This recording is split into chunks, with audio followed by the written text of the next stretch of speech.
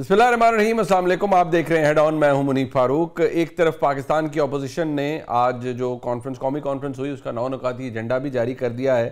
मसला ये है कि आज इस मोन्टाज के अंदर आपने देखा कि अपोजिशन कह रही है मुस्तफा नवाज खोखर साहब हों या कायदे हिज़्ब इख्तिलाफ कौमी असम्बली के अंदर उमर यूब साहब हों, हर कोई यही कह रहा है कि हुकूमत बहुत ज़्यादा डरी हुई है शायद पाकिस्तान तहरीक इंसाफ से या उन तमाम अपोजिशन जमातों से जो कि कॉन्फ्रेंस का इनकाद जिन्होंने किया था। लेकिन इशू ये है कि क्या इस सख्ती के माहौल में पाकिस्तान की जमहूरियत आगे बढ़ सकती है। कहा यह जा रहा है कि जमहूरियत आगे नहीं बढ़ रही बल्कि वो पीछे की तरफ जा रही है। दूसरी तरफ बात यह है कि इस निज़ाम के अंदर जितनी सख्ती है वो मैं बहसीत सहाफ़ी आपके सामने बयान कर पाऊँ कि क्या ख़बर होती है। इससे ज़्यादा फैसल वाडा साहब जो कि सेनेटर हैं और बकौल राना सनाउल्लाह साहब के उनका कुंबा वही है जो कि मोहसिन नकवी साहब का है, तो वो क्या फरमा रहे हैं कि पाकिस्तान तहरीक इंसाफ के साथ आगे क्या होगा। ये एक अहम मामला है और जिस तरह से आज वफाकी हुकूमत ज़ाहिर बात है ख़ुद को इतना ताकतवर महसूस कर रही है, इसीलिए उन्होंने काबीना के अंदर भी इजाफा कर दिया है।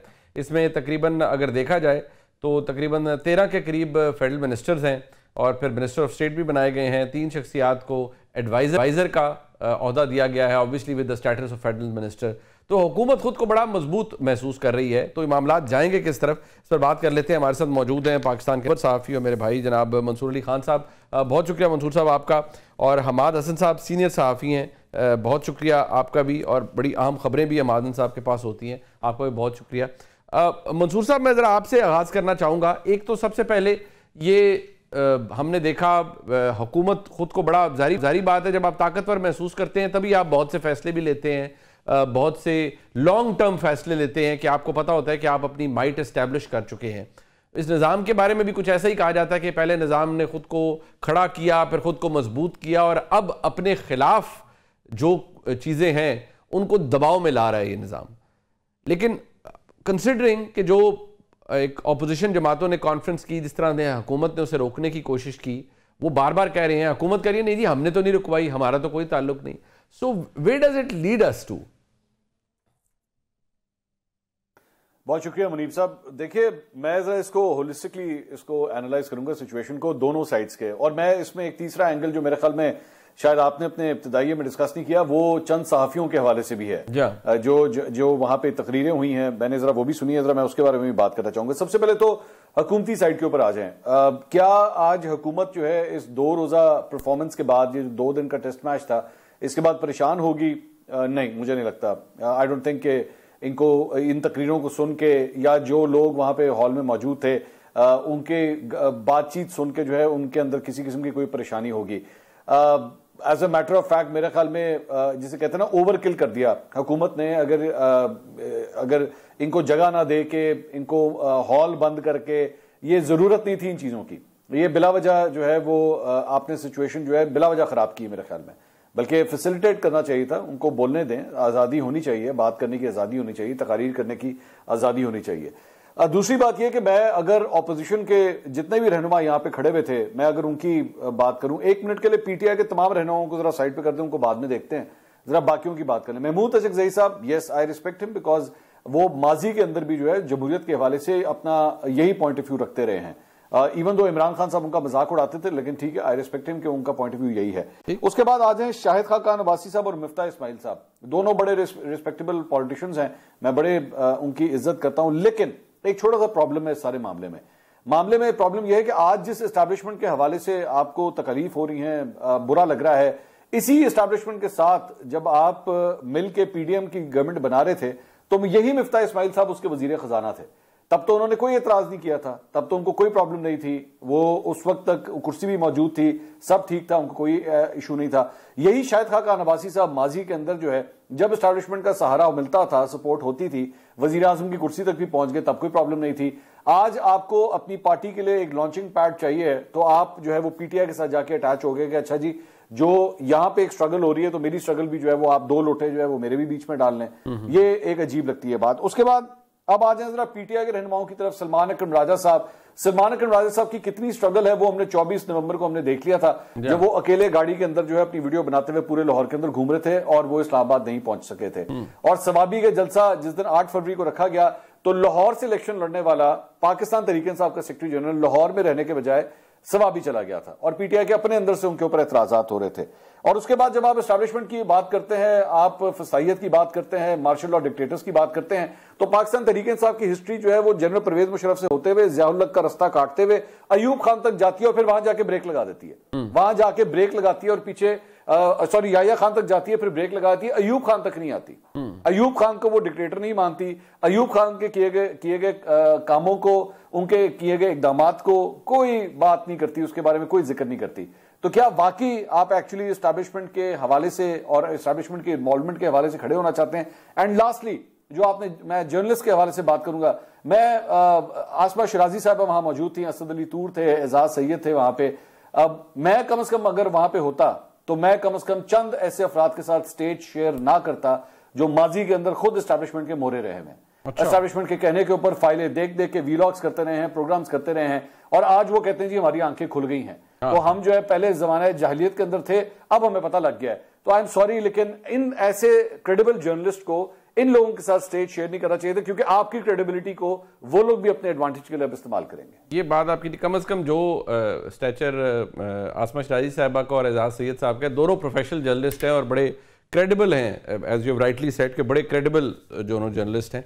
अब हमादन साहब, ये जिस तरह की भी कॉन्फ्रेंस हुई है, बस इसका जो इसको हमने डायसेक्ट किया या उसका एक बड़ा मज़ेदार किस्म का इंफॉर्मेशन या तज्जिया मैं कहूँ मंसूर अली खान साहब ने दिया है, इसके अंदर क्या हम कहें कि ये अपोजिशन के जितने भी अरकान मौजूद हैं, इसमें कोई एक हिपोक्रेसी भी है, मुनाफकत भी है कि हम चंद चीज़ें जो हमारे लिए हैं या हमारे वक्त हों तो वो ठीक है, लेकिन अगर आज इस हुकूमत के लिए हो रही हैं तो वो गलत है। देखिए मुनीब, हमने बहुत अरसे से इस तरह की तहरीकों, इस तरह की जद्दोजहद और इस तरह के सियासी अमन को कवर किया है। यानी नवाबजादा नसरुल्लाह को भी हमने देखा, ARD की तहरीक को भी देखा, बेनज़ीर भुट्टो और नवाज शरीफ को भी देखा। तो जब कोई इत्तेहाद बनता था और फिर वो सारे लीडर्स आते थे, बात करते थे, तो एक लीडर बोलता था मीडिया के सामने और उसकी बात सबकी बात होती थी। उनकी सोच, उनकी गुफ्तगू, उनके अल्फाज, उनके दलाइल वो एक जुबान से अदा होते थे, लेकिन वही सबके होते थे। इसमें मुझे हैरत इस बात पर थी कि आज तकरीबन 2-2.5 घंटे जो प्रेस कॉन्फ्रेंस नुमा तकरीरें हुई और राजा नासिर अब्बास साहब ने तकरीबन 40-50 मिनट तकरीर की, फिर हैदरी साहब ने, इन लोगों ने लंबी लंबी तकारीर की, लेकिन हर तमाम सियासी लीडरों की तकारीर और उनके दलाइल और उनका मतमई नजर एक दूसरे से कितना मुख्तलिफ था। और यहाँ तक मुख्तलिफ था कि जब जमीयतुल उलमा इस्लाम से ताल्लुक रखने वाले सेनेटर कामरान मुर्तजा ने माइक संभाला और बोलने लगे तो उन्होंने डायरेक्ट PTI पर चढ़ाई कर दी और यहाँ तक कह दिया कि पहले दौर में तो आप एस्टेब्लिशमेंट के साथ खड़े रहे, आप उनको सपोर्ट फराहम करते रहे, इस बात की क्या गारंटी है कि आइंदा आप इक्तिदार में आएंगे तो फिर आप ये नहीं करेंगे, इसकी गारंटी कौन देगा। यानी वो मुसलसल उनके खिलाफ बोले। एक बात तो ये है कि कामरान मुर्तजा मौलाना फजलुर रहमान के इंतहाई करीब भी है और उनके काबिल एतमाद भी है। अगर कामरान मुर्तजा कोई बात इस तरह तो वो मौलाना की रजामंदी के बगैर नहीं कर सकते। और फिर मौलाना की रजामंदी इसमें क्यों थी? इसका मतलब ये है कि मौलाना इनके साथ नहीं जा रहे हैं। आज जो ताज़ा तरीन खबर थी वो ये थी कि कॉन्फ्रेंस के हवाले से एलानिए पर जमीयतुल उलमा इस्लाम ने दस्तखत करने से इनकार भी कर दिया है। तो गोया मौलाना एक दूसरा रास्ता ले रहे हैं। अगर मौलाना ने दूसरा रास्ता लिया तो फिर ईद के बाद PTI के लिए तहरीक चला, क्योंकि उनके कारकुनों में वो दमखम नहीं है, उनकी वो सियासी तरबियत नहीं है, उनका वो हौसला नहीं है कि वो कोई तहरीक चला सके। हम पहले भी देख चुके हैं, 9 मई को वो निकल आए थे, फिर उनके हाथ से सब कुछ निकल गया था। 24 नवंबर को वो इस्लामाबाद आए और अभी तक उनसे संभाला नहीं जा रहा है। तो एक तो उन लोगों की सियासी तरबियत नहीं है, वो डिपेंड कर रहे थे मौलाना पर के उनके कारकुन ज्यादा स्ट्रांग है और जान कारकुन है। अगर मौलाना उनसे अलग हुए तो इसका मतलब ये होगा कि तहरीक भी दम तोड़ जाएगी ईद के बाद। और यहाँ पर महमूद अचकज़ई जब बात कर रहे थे तो उन्होंने सलमान अकरम राजा की तरफ इशारा करते हुए कहा कि जाए और इमरान खान से कहे कि अगर वो इसको फॉर्म 47 की असेंबली बोल रहे हैं तो फिर इस असेंबली में उनके अरकान बेटे क्यों हैं, इनको रुखसत कर दे। तो तमाम लीडरशिप की बात जो थी, जो उनका मतमे नजर था, वो एक दूसरे से कितना मुख्तलिफ था। तो इस कॉन्फ्रेंस की नाकामी तो बिल्कुल हमारे सामने है और जाहिर है हम तो वही रिपोर्ट करेंगे जो देखेंगे। हाँ, नहीं, वो बात आपकी बिल्कुल ठीक है। ये जो मंसूर साहब, एक इसमें एक ये भी एस्पेक्ट है कि जिस तरह से ये प्रेस कॉन्फ्रेंस की गई, या चलें ये कॉन्फ्रेंस की गई है, जैसे आपने खुद कहा हुकूमत अनडिटर्ड है, लेकिन अगर हुकूमत इतनी अनडिटर्ड है, मतलब उसको फर्क कोई नहीं पड़ता कि क्या हो रहा है, आपने महसूस किया होगा कि पिछले कुछ दिनों से जरा सख्ती का एलिमेंट भी बढ़ रहा है। मतलब वाडा साहब बीच में, मैं ऑब्वियसली वाडा साहब की एग्जांपल तो मैं इसलिए दे रहा हूं बिकॉज वो बहुत सारी चीज़ों की इंडिकेशन करते हैं। एकदम उन्होंने कहा नहीं कि अगर ये करेंगे तो इनको फेंटी भी पड़ेगी, बहुत कुछ होगा। और आप देख भी रहे हैं जिस तरह से पाकिस्तान के मीडिया के हवाले से, चंद सहाफ़ियों के हवाले से कुछ सख्ती का माहौल भी है। तो क्या आपको लगता है कि ये चीज़ें भी ओवरकिल के ज़ुमरे में आती हैं, इनकी ज़रूरत नहीं है जो इस वक्त हो रही है? मेरे ख्याल में मुनीब साहब इसमें दो एलिमेंट्स हैं। या तो ये जो इतनी सख्ती है या ये जो पावर शो होता है, ये सिर्फ उसी सूरत में, दो सूरतों में होता है। या तो सिचुएशन आपके हाथ से बिल्कुल निकल रही है, या सिचुएशन पूरी तरह कंट्रोल में आ गई है आपके। मेरे अंदर कोई मिडिल ग्राउंड नहीं है। या तो जिसे कहते हैं ना, एक टेंशन का माहौल है, आप things are not in your control, तो उसके बाद जो है वो और भी ज्यादा सख्ती आप करने की कोशिश करते हैं कि शायद इससे चीजें जो है कंट्रोल हो जाएं। या फिर दूसरा है कि चीजें जो हैं वो आपके बिल्कुल कंट्रोल में आ चुकी हैं और अब आपको फील होता है कि अगर हमारे किए गए इकदाम को अगर चैलेंज भी किया जाता है तो कोई फर्क नहीं पड़ेगा, अदालतों के हवाले से, जजेस के हवाले से हम everything is now in line. तो या तो ये इसकी रीजन है। लेकिन दूसरी बात यह कि हकीकत यह है कि आपको जरूरत नहीं है इस ओवरकिल की। अब मेरा ख्याल में जब तक आप अगर इसको आज चलें, ठीक है, हो सकता है आज सिचुएशन आपके कंट्रोल में, अगर हम इस रूट पे चलते हैं कि हो सकता है आज सिचुएशन आपके कंट्रोल में हो, लेकिन दिस इज पॉलिटिक्स। यहां पे हर गुजरता दिन एक जैसा नहीं होता। कल को क्या कोई फंडामेंटल चेंज हो जाए, सिचुएशन किस तरह तब्दील हो जाए। परवेज मुशर्रफ साहब ने एक गलती की थी, इफ्तिखार चौधरी वाली एक गलती थी, और उसके बाद जो है वो पूरा एक मोमेंटम बनना शुरू हो गया था। तो यहां पे पूरे इस सेटअप में कौन सा मोहरा जो क्या गलती कर बैठे, उससे कितनी बड़ी गलती सरदर्द हो जाए, वी डोंट नो। तो इसलिए मेरे ख्याल में हर एक को जो है वो एक ओपिनियन देने का मौका जरूर मिलना चाहिए, उसको एक्सप्रेस करने दें, ऑपोजिशन को अपना एंगर वेंट आउट करने दें, ताकि वो अवाम के जरिए, अगर अवाम का एक सेगमेंट जो है वो कुछ फील भी कर रहा है तो उसे वेंट आउट तो करने दें। अगर आप उसे वेंट आउट भी नहीं करने देंगे तो वो और भी ज्यादा लावा जो है वो पकता जाएगा। एक चीज।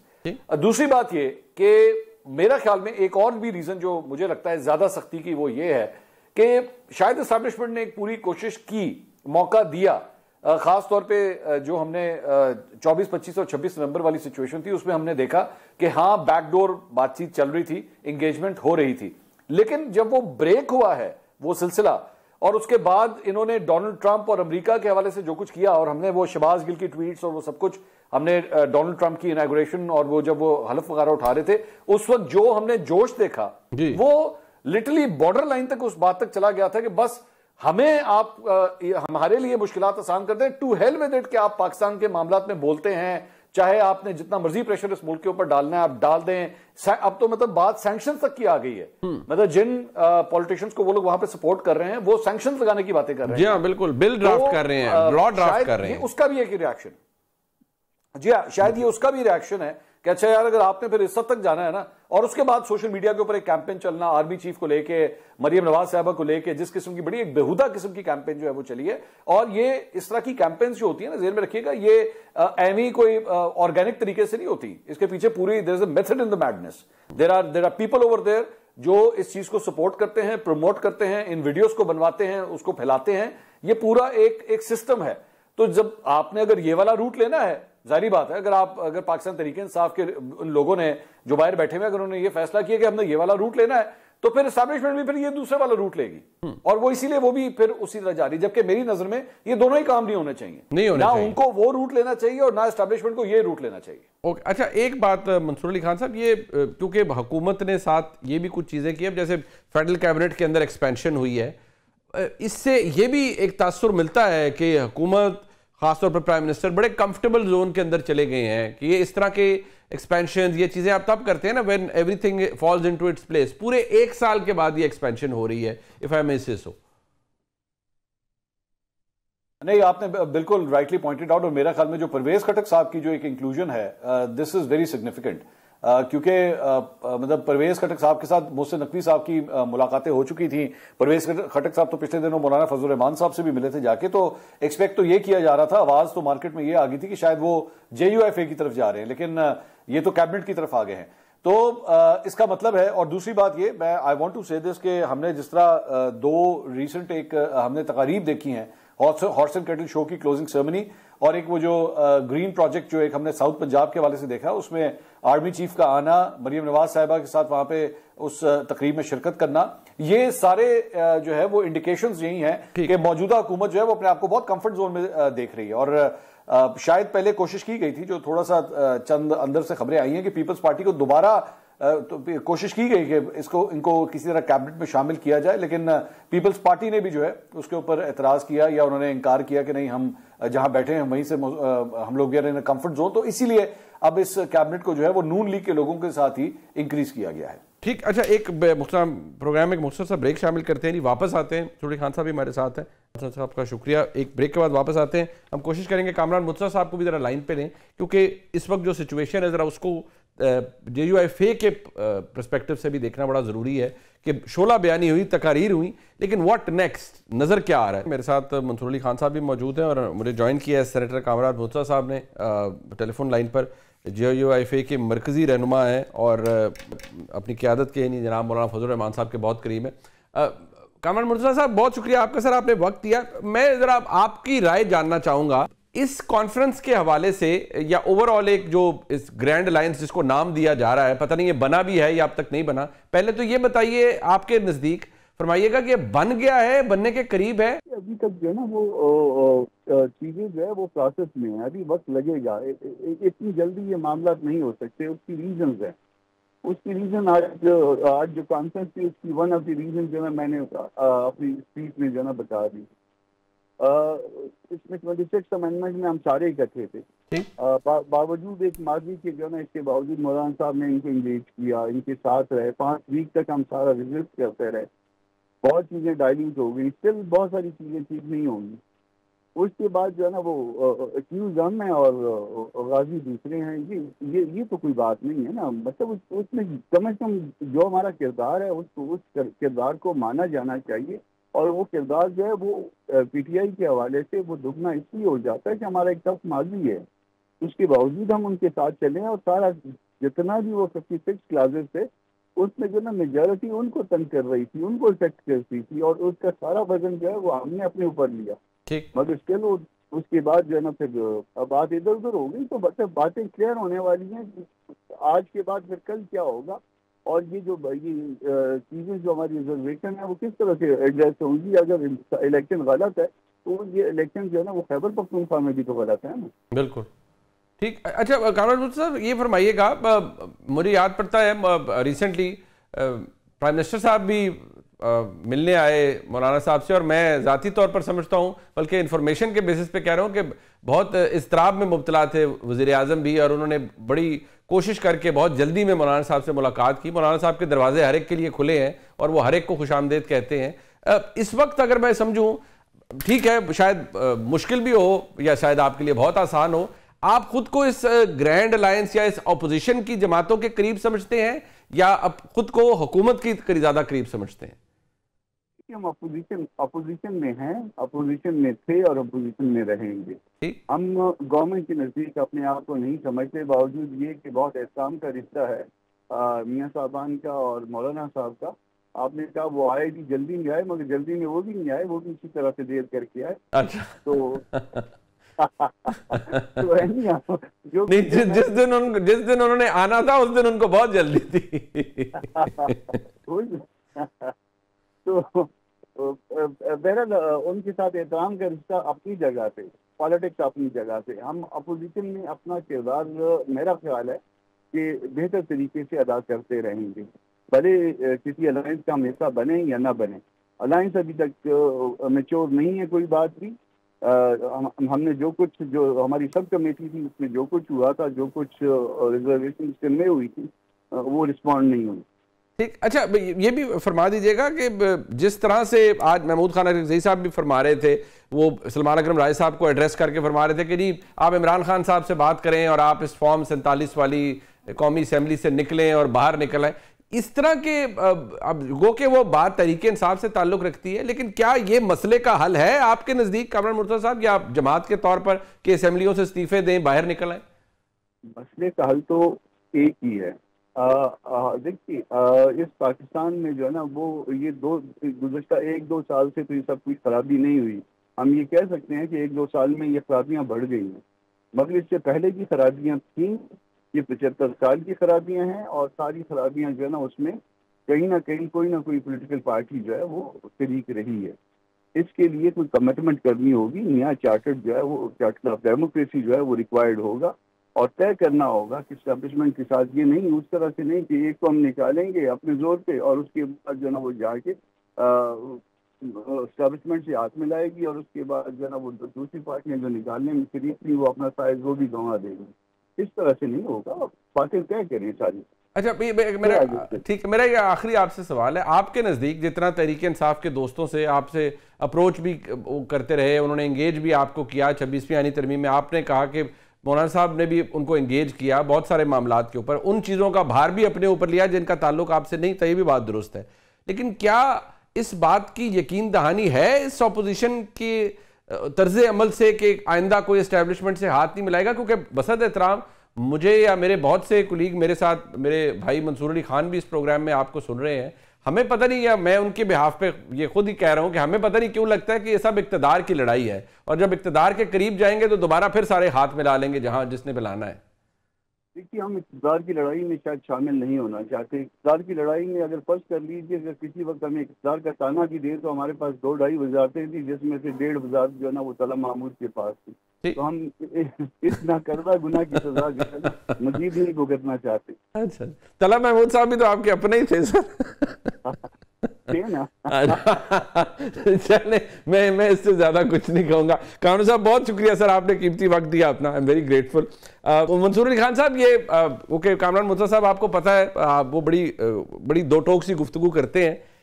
नोइंग ऑल दिस, यानी हम ये कह सकते हैं कि आज जिस तरह की सूरत हाल हमारे मुल्क में है, हुकूमत बहुत मजबूत है, एस्टैब्लिशमेंट के सहारे से मजबूत है, लेकिन एस्टैब्लिशमेंट की मुकम्मल या ओवरऑल इस निज़ाम के ऊपर एक गिरफ्त मौजूद है, और वो हमें, क्योंकि आज सलमान अकरम राय साहब फरमा रहे हैं ना कि हमें ये बताना है कि ताकत उन लोगों के पास नहीं, उन कुव्वतों के पास नहीं, ताकत अवाम के पास है।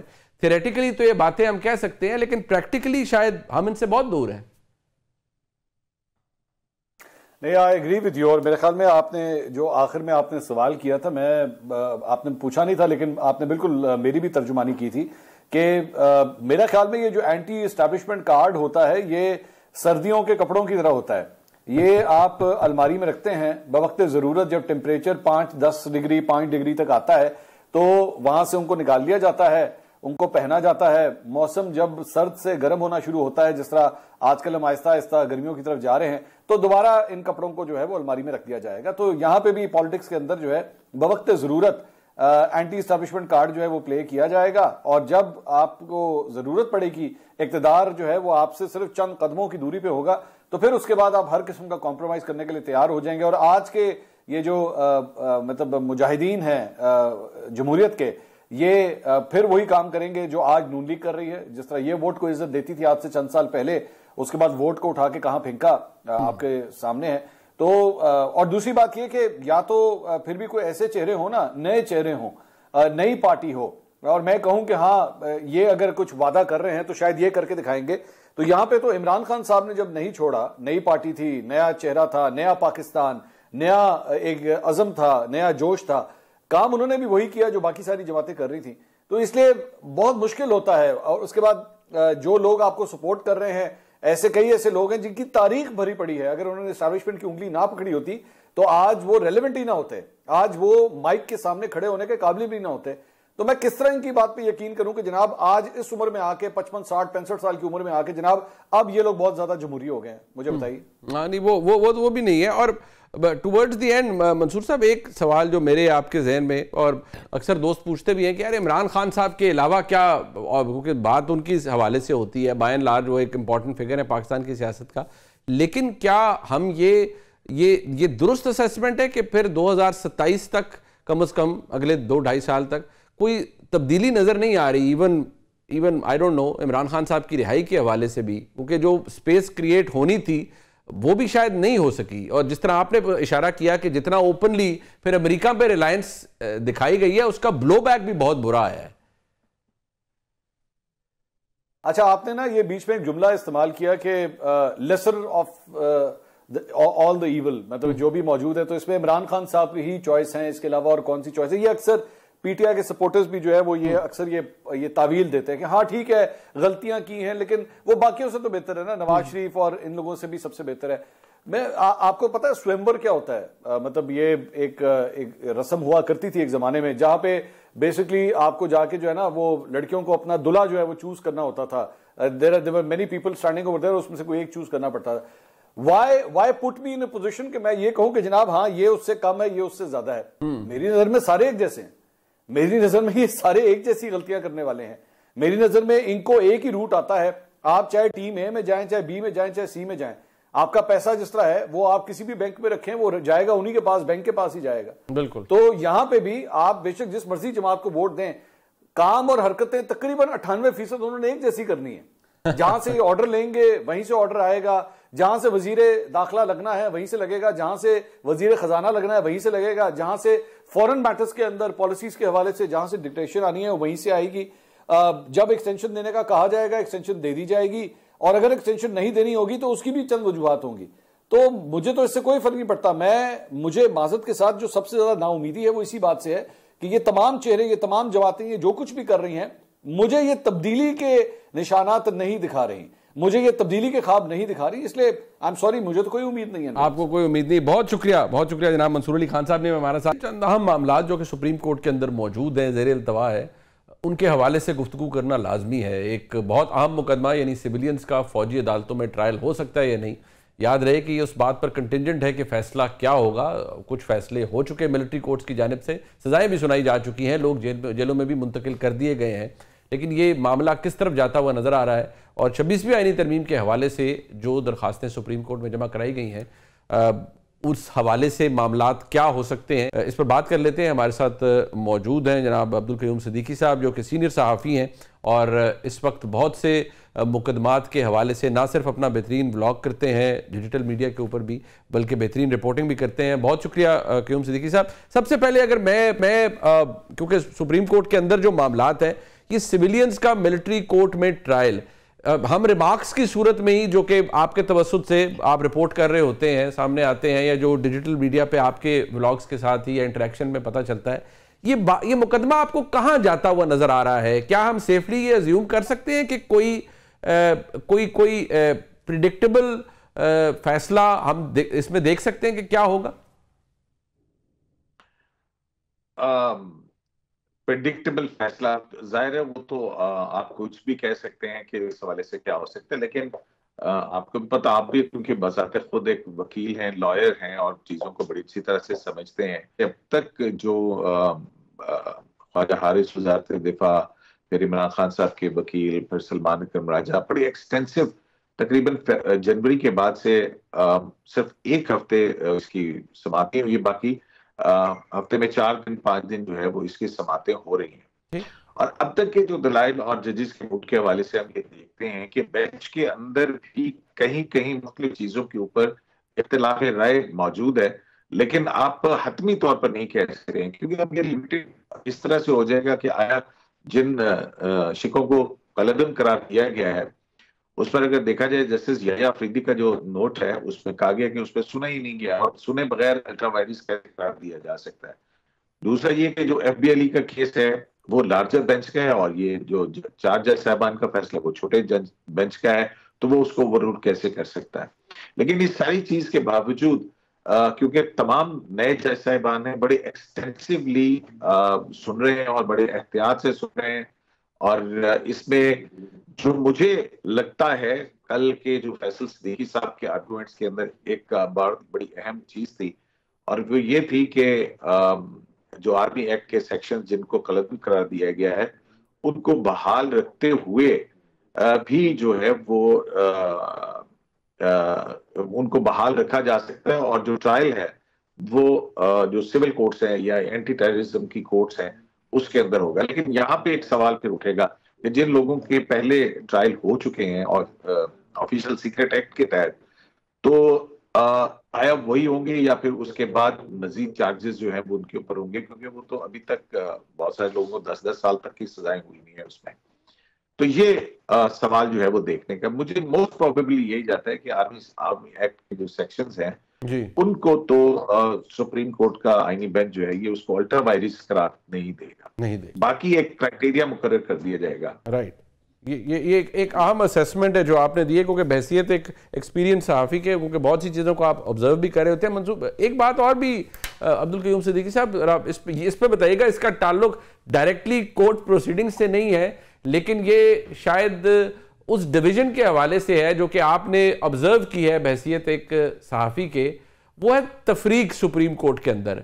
हमने ये साकिब निसार साहब के वक्त चले उस तरह विटनेस की या नहीं की, लेकिन फिर बंदयाल साहब के वक्त, काजी फाइसा साहब के वक्त, अब याया अफरीदी साहब के वक्त, क्या हम ये सेफली कहने पर हक बजानब है कि अब वो हालात आ गए हैं कि जज साहिबान एक दूसरे के साथ बैठना पसंद नहीं करते, हाथ मिलाना पसंद नहीं करते, या ये एग्जैजरेशन होगी? मेरा ख्याल एग्जैजरेशन ज्यादा है। ओके।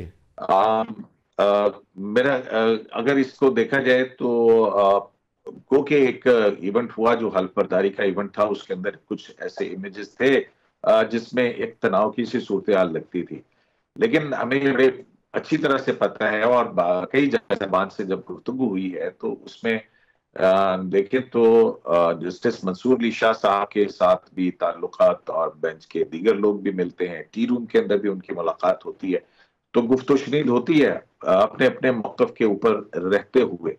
अलबत्ता वो जो एक टेंशन शायद क्रिएट हो गई थी वो जब जस्टिस मंसूर अली शाह साहब का वो फैसला जिसको कोरम नॉन जुडिस करार दिया, जिसमें वो कंटेम्प्ट प्रोसीडिंग, कस्टम एक्ट से शुरू हुई कंटेम्प्ट प्रोसीडिंग, कंटेम्प्ट से प्रोसीडिंग से वो फिर मामला जो है वो 26वीं आईनी तरमीम और फिर चीफ जस्टिस और जजेस आईनी कमेटी के जज साहब को तौहीन अदालत की कार्रवाई के हवाले से फुल कोर्ट की तश्कील तक पहुंचा था वो मामला। वो फिर जो है वो आईनी बेंच ने उसको, आपने देखा कि उसके ऊपर जो भी था स्ट्रक्चर खड़ा किया गया था, कहा कि कोरम नॉन जुडिस इख्तियार ही नहीं था उस बेंच को। तो शतरंजी जरूर है, लेकिन ऐसा बिल्कुल नहीं है कि जिसे कहा जाए कि शायद जज साहिबान एक दूसरे से हाथ भी नहीं मिलाते। हमारी तो ऐसी बात नहीं है। जो जाहिर है अगर कोई चीफ जस्टिस नहीं बन सकता उसकी अपनी एक दिल तो दुखता है। हाँ, ह्यूमन एलिमेंट को तो आप अलग नहीं कर सकते। हाँ, अच्छा, आप जरा ये बताइएगा, ये 26वीं आईनी तरमीम के हवाले से या ओवरऑल अगर देखा जाए 26वीं आईनी तरमीम के हवाले से, अगर आप मुझे करेक्ट कीजिएगा, मेरे ख्याल में काजी फाइसा साहब के होते हुए भी और उसके बाद भी कोई 3-4 खतूत तो मतलब अगर मंसूर अली शाह साहब या जज साहिबान लिख चुके हैं कि full court full court full court नहीं बना।